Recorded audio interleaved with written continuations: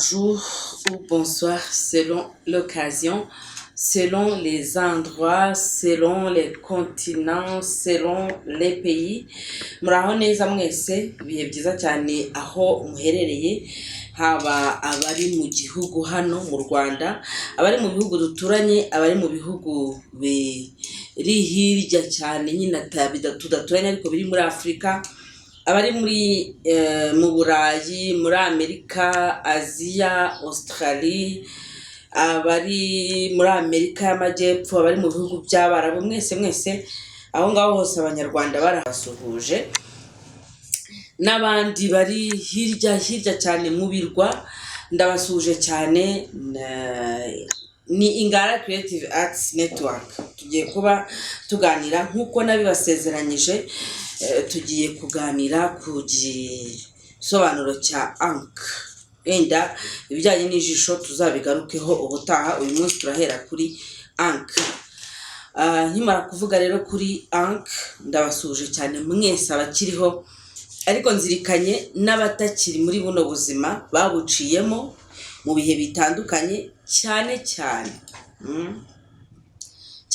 nzirikanye abatakiri muri ubu buzima babunyuzemo ariko baharaniye amahoro mu buryo butandukanye. Abo banyepolitiki byaje kurangira bishwe bazira ko baharanira uburenganzira bwabo, abo bakoreraga navuga bazize ukwemera kwabo, akaba yumva ko abantu bose bakabaye babumwe, ariko bikarangira nyine umwanzi w'ubumwe bw'abantu amwivuganye, n'abandi batandukanye, cyane nyine abaharaniye amahoro, abaharaniye agateka kazina muntu. Abarundi ndabasuhuje, nibo bakunda kuvuga gutyo, abaharaniye kwishyura ukizana kwa muntu ndabazirikanye cyane. Ahangaha tukaba tuje kugira ngo dutere ikirenge mu cyabo, turebe ko twakusa ikivi basize batushije, bateruye ntibacyuse. Uyu munsi rero turaganira nyine kuri Ankh. Mbere y'uko wenda tujya cyane ku busobanuro bwa Ankh, ndagira ngo byabaye ngombwa ko njya gushakisha muri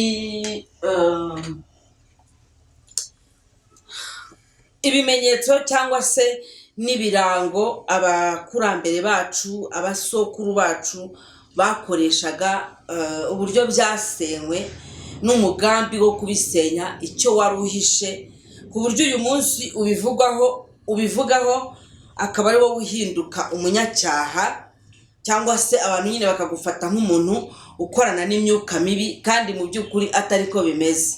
Ntabwo ari ko bimeze, ahubwo ukorana n'imyuka mibi ni uwabambuye ibyo bikoresho byanyu mwifashishaga, cyangwa se ni uwambuye ababyeyi bacu ibikoresho bifashishaga, byabafashaga mu buryo bumwe cyangwa ubundi, bitewe n'ibisobanuro ibyo bikoresho byabaga bifite.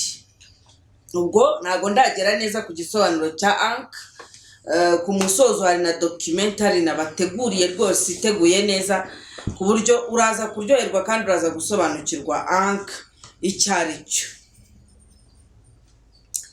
Kugira ngo mfate neza kino kintu cy'uburyo abakoroni batubujije ibimenyetso byacu n'ibikoresho nyine twakoreshaga, byabaye ngombwa ko nyine njya gushaka disikuru yamamaye cyane. Ushobora kuba nawe warayumviseho,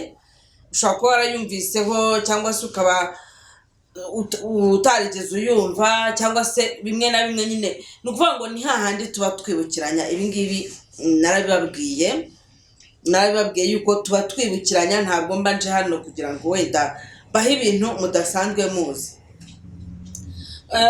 Kuri point ngira ngo ya 9, hano bayise iya 9, ariko mu yindi document ufite yitwa le vrai discours actuel.com, bakagize akagingo ngira ngo ka 6.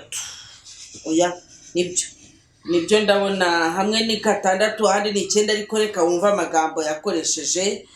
avuga. Yaravuze ngo dites-leur que les statuettes que vous gardez chez vous sont l'œuvre de Satan.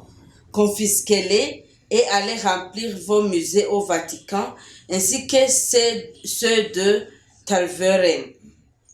Faites oublier aux Noirs leurs ancêtres. Faites oublier aux Noirs leurs ancêtres afin qu'ils adorent les vôtres qui ne les écouteront jamais. Par exemple, Sainte Vierge, Vierge Marie, Sainte Thérèse, Saint Martin, Saint André, n'abandi. Hanyuma akandi gakomeza kavuga ngo les détacher de tout ce qui pourrait leur donner le courage de nous affronter. Je songe ici spécialement à leurs nombreux fétiches qu'ils prétendent ne point abandonner. Hano yaravuze ngo mbishyize muri make uyu mwami w'ababirigi Leopold wa kabiri ubwo yoherezaga nyine abamisiyoneri. Ahangaha araspecifiya neza akavuga abamisiyoneri ariko akongera akavuga ngo les pasteurs et les prêtres, ni ukuvuga abapadiri n'abapasiteri. Bivuze ngo umurimo wabo ni umwe, misiyo yabo ni imwe. Nukomeza kureba ino disikuru uraza gusanga ni bya bindi nababwiye nyine yuko amadini cyane cyane y'abaprotestant ashaka kugaragara nkaho atandukanye na katolike, ariko sibyo. N'abantu bamwe bakorera umuntu umwe, baserva inyungu zimwe, inyungu z'umukoroni, hanyuma bakabinyuza mu gukandamiza umwirabura. Ahangaha aravuga ngo mukore ibishoboka byose mubibagize abakurambere babo kugira ngo basenge abacu batazigera babumva. Ahangaha wahita uvuga ngo none se ubundi twakagombye gusenga abakurambere. Adorer, ntabwo nzi niba nakoze traduction neza. Adorer bivuga kubaha cyangwa se nyine guha agaciro. Mutume baha agaciro abakurambere bacu batazigera babumva, mubibagize ababo. Ibi ngibi ushobora kubyumva ukavuga uti ubundi si ubwo ngubwo ibyo ngibyo birakaze. Kuba umuntu atubaha abakurambere be, akubaha abakurambere b'abazungu ari ikintu bitwaye. Biragitwaye cyane bitewe nuko uri ku butaka ndetse no muri ADN yawe hatembamo ADN, mu mubiri wawe harimo ADN yabo bakurambere wirengagiza. Jambo abakurambere naryo umurarivuga abantu bagahita bakwibazaho. Ababyeyi bacu, reka nkoresha ababyeyi bacu, abasokuru bacu. None abo basokuru bacu hari uburyo bababajwe mu buryo bumwe cyangwa ubundi. Ibyo biboko, izo shiku, ibyo nibyo twibuka bya hafi ahangaha. Abandi batwawe bunyago bajya gukoreshwa ubucakara n'ibindi bitandukanye. Akavuga ngo mubakureho ikintu cyose, les détacher de ce qui pourrait leur donner le courage de nous affronter. Ngo mubakureho ikintu cyose gishobora kuzabaha umurava wo kutwigumuraho cyangwa se wo guhangana natwe, de nous affronter. Agahita akomeza akavuga ngo je songe ici spécialement à leurs nombreux fétiches qu'ils prétendent ne point abandonner. Anga aravuze ngo ibi bintu bakonda kuba bafite bijyanye n'imitsindo mubibakureho kuko biri mu bibatera imbaraga zo kuzafata umwanya umwe bakatwiyonkoraho cyangwa se cyangwa se affronter ni nko guhangana n'umuntu, bagahangana natwe mubakureho ibyo bintu. Hanyuma rero araho agera akavuga ngo igihe itegeko ry'Imana rizaba rihabanye n'itegeko ry'umukoroni. Urumva mu itegeko ry'Imana wenda tuvuge baravuga bati ntukarenganye umuntu, ntumukamuhohotere, umuntu ntagakubita undi gutyo ntihakagire ucakaza undi. None agahita avuga ngo igihe itegeko noneho rizaba rije gucakaza umuntu, kandi Bibiliya yo ivuga iti ntimugacakaza abantu, ntimukabagira abacakara, mwege mujye muhita mubabwira ko absence de critique. Akangaka nako urumva nyine ni ibintu ubana nabyo akakubwira ati vuga ndakuramutsa marizi nizi, vuga korowani mu mirongo iyi n'iyi, dore soma zaburi izi nizi, vuga bibiliya, vuga imirongo yo muri bibiliya. Bibanda cyane, yababwiraga cyane cyane ngo kwibanda kuri kwibanda cyane kuri iriya mirongo ivuga ngo mu ntago kubita urushyi uhindukire. Akababwira ati mugende mubabwire ko abatagatifu batigeze bihorera kubabagiriye nabi n'ibindi. Noneho bigatuma wa mukristu nyine cyangwa se wa muyoboke w'idini, reka ne kuvuga umukristu gusa, wa muyoboke w'idini agomba kuba ari umuntu uri aho ngaho witeguye kumvira kurusha umurambo. Hari aho rero avuga ngo les statuettes, dites-leur que les statuettes que vous gardez chez vous sont l'œuvre de Satan. Confisquez-les et allez remplir vos musées au Vatican. Ahangaha nyine abarimo kuvuga ngo ayo mashusho bafite muyabambure, mubabwiye yuko ngo ari umurimo wa Satani, hanyuma muyajyane muyuzuze muri musée zanyu, muyajyane Vatican, muyajyane Tervueren, hanyuma nyine mukore ku buryo ibyo bintu byose bafite, kuko ni imitsindo, sont les fétiches, ni imitsindo, mubibambure, mubakureho izo mbaraga zituma isaha n'isaha bazaduhagurukira cyangwa se bazatubuza kubanza kwiyarishisa. Kuko hanavuga ngo avant que nous ne nous enrichissions, avuga ngo mugomba gukora ku buryo bazajya gukanguka twarabanje kwikungahaza. Hanyuma akanababwira ati mubabwire yuko bakomeze bajye bavuga kenshi ko heureux sont ceux qui pleurent car le royaume des cieux leur appartient. Nyine ashaka kuvuga ngo ibingibi mujye mubabwira yuko hahirwa abarira kuko ubwami bw'ijuru ari ubwabo, cyangwa se nyine ingoma y'ijuru ari yabo. Ahangaha ni akantu gatoya gakora kuri ibingibi bijyanye na Ankh ngiye kubabwira. Aravuga ngo il ne faudra pas que les nègres ripostent ou se nourrissent de vengeance. Pour cela, vous leur enseignerez par tous les moyens et vous insisterez pour qu'ils suivent l'exemple de tous les saints. Akanaga nakavuze ntago mbisubiramo, ahubwo reka tugende cyane kuri Ankh. Hano mafite akantu mafite ibintu bitatu nari nateguye. Hano mafite iri saro rya navuga, hano hari iri saro rya baryita isimbi. Hanyuma hakaba na akangaka ni ijisho, dufitemo natwo ari twinshi. Hakabamo n'akangaka gakoze mu iherena, akako sinahise nkabona ariko nzi neza ko gahari mu bintu byinshi mbitse iri jisho. Hanyuma hakaba n'aya mabuye, aya mabuye ari muri mu ibuye ryitwa turquoise. Hanyuma hakaba n'iki kiganza, la main de la providence, ego. Hanyuma hakaba akandi kantu nzabaganirizaho ni iyi hibu, cyangwa se nyine abandi bayita sinibuka neza akandi kazina kayo, chouette cyangwa hibu. Akanagahawe n'umubyeyi w'inshuti yanjye w'umunya Australia kazi, amwita Kim. Hanyuma nyine hakaza iyi Ankh, niyo tugiye kuba tuvugaho. Ndaza kubaha nyine nabibabwiye ko ndibuze ndaza kubaha documentary. Ikindi kiri hano ni iyi shusho, ngira ngo ni ya Tutankhamon. Birasaba yuko nyifatira umwanya nkayicayesha umuti njya nyihanagurisha. Hanyuma akaza iyi Ankh. Kuri iyi Ankh hariho ibintu byinshi, hariho kagoma, hariho inzoka, hariho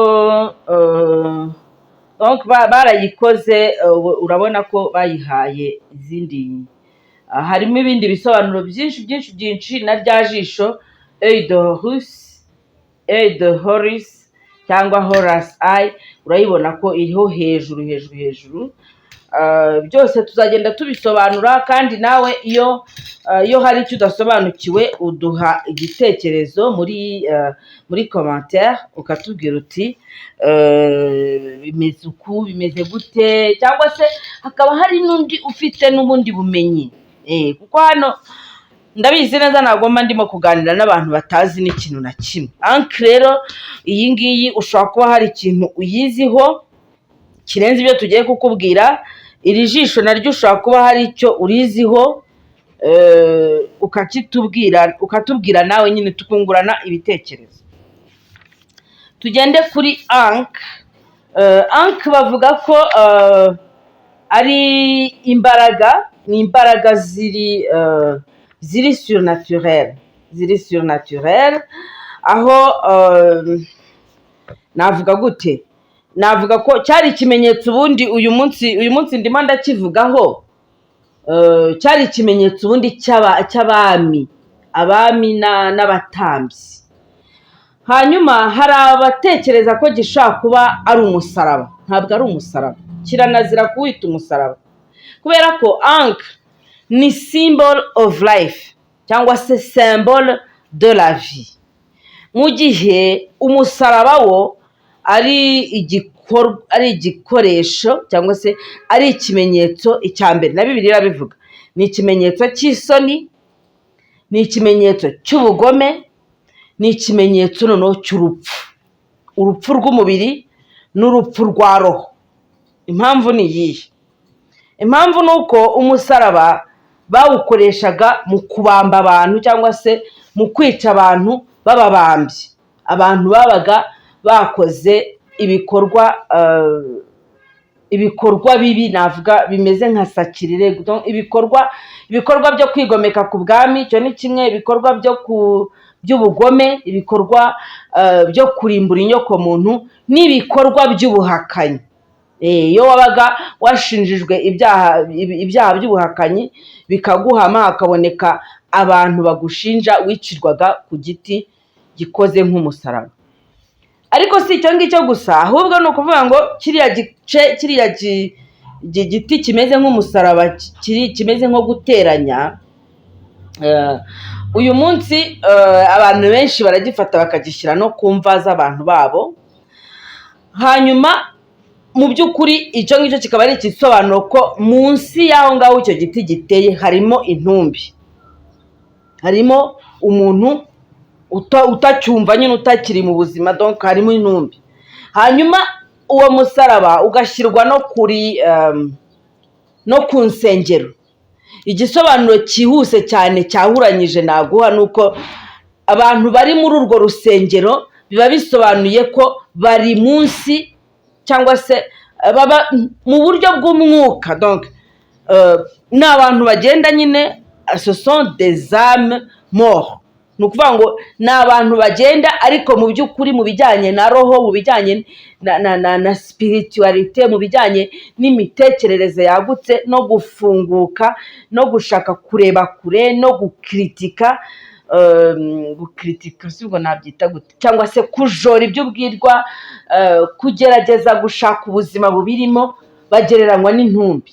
Bari abantu baba bari muri iyo nzu, hejuru hariho umusaraba, ni intumbi zo mu buryo bw'umwuka, reka tubivuge gutya kuko ahangaha nta guca ku ruhande, ni intumbi zo mu buryo bw'umwuka. Hanyuma anke cyangwa se iki kimenyetso kirarwanywa cyane iyo ugiye kwitegereza ukabona bashobora kuguha, reka nkwe nk'urugero, urabona muri telefone zacu dufitemo ibyo bita emojis.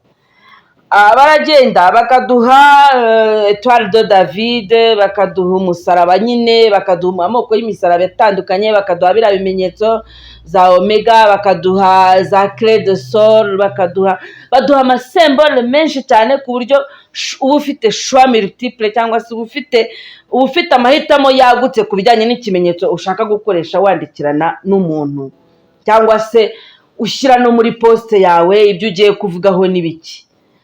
Ariko bakagushyiriramo n'ariya mazuba kuriya kwezi, utu tuntu tumeze nk'udutambitse tukamera nka kumwe amaboko abiri cyangwa se impande zombi za uterus zimeze, aho bita kuri trompe de fallope, hanyuma hakazana ovaire cyangwa ovaries bavuga icyongereza. Kamwe karekura intanga buri kwezi, akandi kakarekura intanga buri kwezi. Ahangaha niho bizamo bisa nkaho bisa nyine, niko ababisobanura bagenda bakubwira ko iki gice kigereranya inda ibyara, iki kiruziga, hanyuma ano maboko yombi akaba ari impande zombi z'umura w'umugore, cyangwa se matrice, hanyuma aka gahande ka hano nyine ni ovaire, hanyuma iki ngiki ni igitsina cy'umugabo, uko cyinjira mu gitsina cy'umugore noneho bikabyara ubuzima ku isi, ubuzima bugakomeza bugenda bubaho.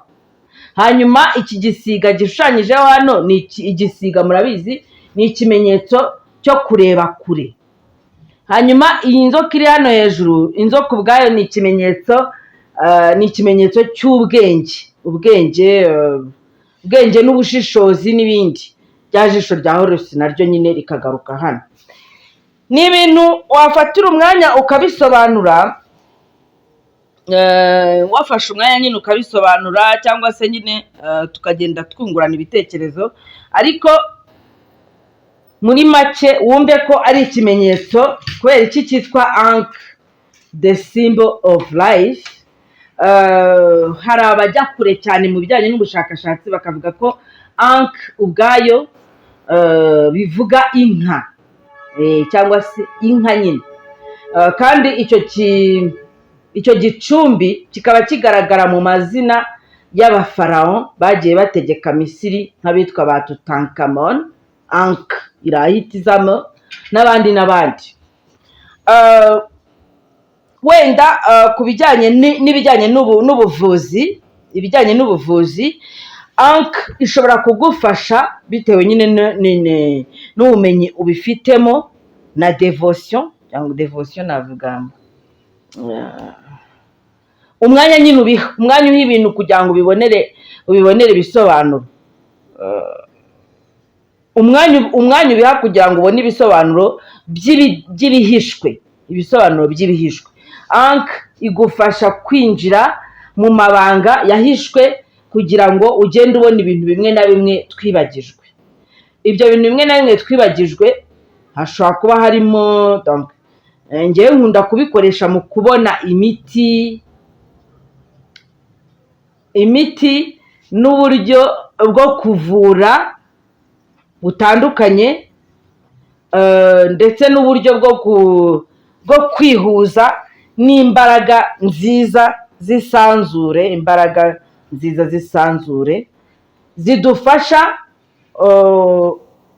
zidufasha kurezisita imigambi y'ababi. Urumva, ni ukuvuga ngo iyo ufite Ankh, sibyo, iyo ufite Ankh uba ufite igikoresho kigufasha gucika cyangwa se gusimbuka imitego utegwa n'abantu babi bashaka kukurangiza. The symbol of life. Ni ukuvuga ngo iki ni ikimenyetso ubwa mbere cya freedom, cy'ubwigenge. Ni ikimenyetso cy'umuntu wigenga utaboshye. Ni ikimenyetso cy'umuntu warenze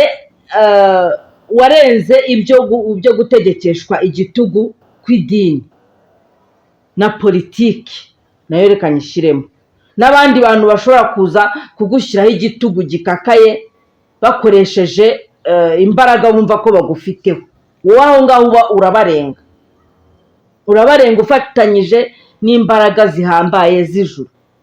Izo mbaraga zihambaye z'ijuru ntabwo bigoye kuzigeraho, nanabibabwiye. Kuzigeraho kwa mbere ni ukwirinda gukora ibibi, ni ukwirinda kugendera mu nzira mbi. Ahangaha harahita hazamo n'amategeko ya Ma'at. Aya ngaya njya nyakomozaho kenshi kandi nababwiye ko tuzayavugaho. Kuvuga ngo iki kimenyetso kiragenda kiguherekeza mu buzima bwa none, kikakugeza no mu buzima bwa nyuma y'urupfu. Ubuzima bwa nyuma y'urupfu gute rero? Ni ukuvuga ngo abanyegiputa ba kera bo muri Misiri ya kera bagikoreshaga bagishyira ku murambo cyangwa se ku mugogo w'umwami wabo, kuko bo bizeraga ko nyuma y'ubuzima ubu ngubu hanyuma hakabaho gupfa. Sibyo ko gupfa batabyitaga gupfa, babyitaga kwimuka, ko hari isi yindi aba yimukiyemo, isi y'umwuka.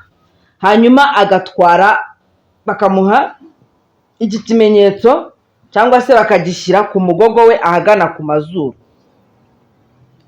byumvikanisha umwuka w'ubugingo. Hari n'abajya kure bakavuga, bagafata iyi ank uko nguko ikoze, bo bakayigereranya n'urufunguzo. Nuza kureba, uribuka imfunguzo zajyaga ziba kuri banki y'abaturage, sinzi niba zikihaba, uraza kubona hari ukuntu zabaga zifite ikirindi kimeze nk'ikizeru, hanyuma ahafungura hakaba ari nk'ahangaha urufunguzo. Uru rero iki ngiki nicyo bafata nyine n'ubundi bagashyira ku murambo cyangwa se ku mugogo w'umufarawo, nicyo bafataga bagashyiraho. Noneho bo bakaba mu mitekerereze yabo yagutse cyane, bimwe tutari twanashyikira, bakavuga ko hakurya y'ubuzima cyangwa hakurya y'urupfu, hirya y'ibigaragarira tubonesha amaso, uwo muntu akomeza kubaho kandi agakomeza kuyobora imyuka y'abasigaye, kambivuge gutyo, kugira uruhare mu buzima bw'abasigaye n'abamusigariyeho. Ahangaha nyine nubyumva gutya urahita wumva bimeze nk'aho biteye ubwoba, ariko sibyo byakabaye bitera ubwoba kurusha ibigambirira kuturimbura mu buryo butandukanye. Ahangaha hazamo akantu nashyize hano, hanze ndebe neza ko mpita nkabona, ariko ntahita nkabona, ndaza kugashyira ahubwo muri ya documentaire nababwiye ko ngiye kubashyiriraho mu kanya.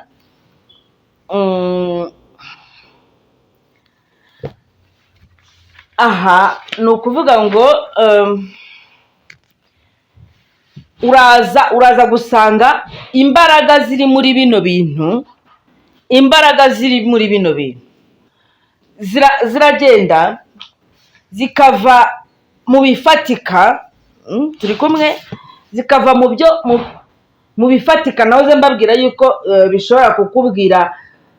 bishobora kugufasha kubona imiti yo kuvurisha indwara zo mu mubiri, kimwe n'uko bishobora kugufasha kumenya imiti yo kuvurisha indwara zo mu buryo bw'imitekerereze n'imyumvire n'imigirire ya muntu. Tuvuge wenda nk'abantu babokamwe n'ibiyobyabwenge, abantu batabasha kwikontorora mu bijyanye n'ingeso zabo, bikagera mu gice noneho cyo gukuraho ibintu byitwa inyatsi, imivumo,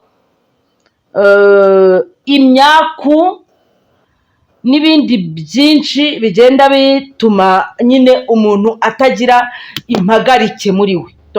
Umuntu niba ari aho ngaho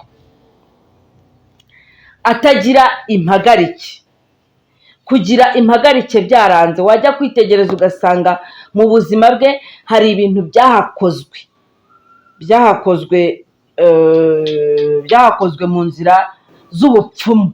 Nuko nguko byahakozwe mu nzira z'ubupfumu. ibyo ngibyo byose iki kimenyetso kibasha kubikuraho. Usanga imbaraga ziri muri bino bintu ziragenda zikava mu bifatika, turi kumwe, zikava mu bifatika. nahoze mbabwira yuko bishobora kugufasha kubona imiti yo kuvurisha indwara zo mu mubiri, kimwe n'uko bishobora kugufasha kumenya imiti yo kuvurisha indwara zo mu buryo bw'imitekerereze